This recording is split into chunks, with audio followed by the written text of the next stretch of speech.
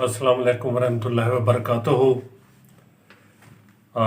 Dear friends, जैसा कि आपको इल्म होगा कि गुज़श्ता सालों की तरह आजकल भी लाहौर समेत पंजाब का वसी इलाका जो है वो फ़ज़ाई आलूदगी और स्मोक से मुतासर है और एयर इंडेक्स 400 से ऊपर चला गया है। और एक सर्वे के मुताबिक न्यू दिल्ली के बाद लाहौर का दूसरा नंबर है फ़ज़ाई आलूदगी और स्मोक के हवाले से। तो ये सूरत हाल जो है गुज़श्ता 4 सालों से हर साल पंजाब ख़ुसूसन लाहौर को फेस करनी पड़ रही है। नवंबर 2017 में लाहौर हाई कोर्ट ने हुकूमत को updated smoke response action plan तैयार करने का कहा था, जिसके जवाब में पंजाब की एनवायरमेंटल प्रोटेक्शन काउंसिल ने air quality index classification system तैयार किया और चंद रोज़ कबल ही पंजाब गवर्नमेंट ने एंटी स्मोक स्क्वाड भी बना दिया है। यानी हमारी खूबी ये है कि जब हमारे सर पे कोई चीज़ पड़ती है तो फिर हम एक्टिव होते हैं, उससे पहले हमारी कोई इस तरफ किसी भी क्राइसिस में तवज्जो नहीं होती। और स्मोक क्राइसिस आजकल जो है वो उसने खुसूसन लाहौर को और लाहौर के इर्द गिर्द के इलाके को अपनी लपेट में लिया हुआ है।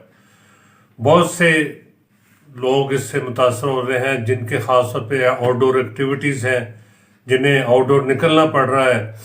छोटे बच्चे, स्कूल गोइंग बच्चे, बुजुर्ग, गवर्नमेंट सर्वेंट्स या जो भी प्रोफेशनल्स जिनको बाहर जाना पड़ रहा है, वो गले की मुख्तलिफ तकालीफ, खांसी, ज़ुकाम, गले में खराश, आँखों में खराश, मुख्तलिफ तकालीफ में मुब्तला हैं।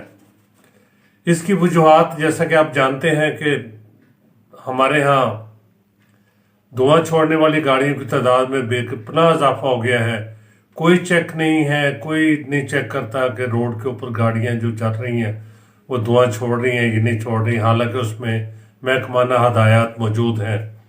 इसी तरह सनती यूनिट जो है और ईंटें बनाने वाले भट्टे, इनसे धुआं की चिमनियों से आप देखें काले रंग का धुआं फ़ज़ा में 24 घंटे शामिल हो रहा है, किसी को परवाह नहीं है। सबसे बढ़ के इसके बाद फसलों की बाकियात जो है वो हमारे ज़िम्मेदार भाई जो हैं उसको जलाने के अलावा उनके पास कोई और सिस्टम नज़र नहीं आता। उसको कानून की खिलाफ वर्जी करते हुए जला के फ़ज़ा में आलूदगी में अपना हिस्सा डाल रहे हैं। इसी तरह शहरों के कूड़ेदानों में जमा फजलात को भी जलाने का सिलसिला जारी है। तो ये तमाम सूरत हाल जो है वो फ़ज़ाई आलूदगी का बायस मार रही है, जिससे मुख्तलिफ अमराज फैल रही हैं। अब इसमें फौरी तौर पे जो एहतियाती तदाबीर है उनका मैं यहाँ जिक्र कर देता हूँ। मास्क का इस्तेमाल लाजमी करें अगर आपने आउटडोर होने जाना है। एयर प्योरीफायर्स का घरों में इस्तेमाल करें। घरों की खिड़कियाँ दरवाजे जो हैं वो गैर ज़रूरी तौर पे खुले ना रखें। आउटडोर मसरूफियात में जिस हद तक कमी है उसकी कमी करें।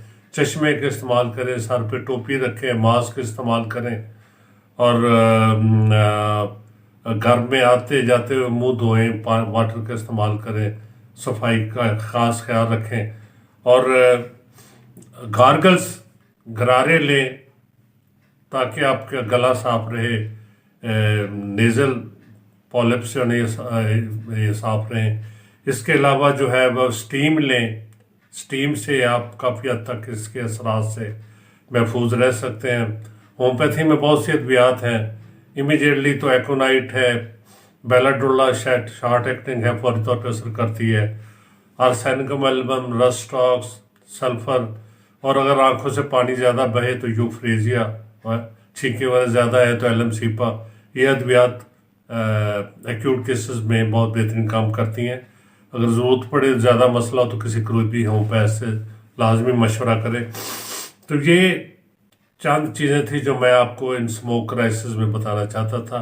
अपना ख्याल रखें। अल्लाह करे कि हमारी हुकूमत वक्त जो है उसको इन क्राइसिस से निकलने की तौफीक मिले तरक्की याफ्ता मुल्कों में तो ऐसी सूरत हाल में मसनूई बारिश का एहतमाम किया जाता है, लेकिन अभी हम उस स्टेज से बहुत दूर है, क्योंकि इट्स वेरी एक्सपेंसिव।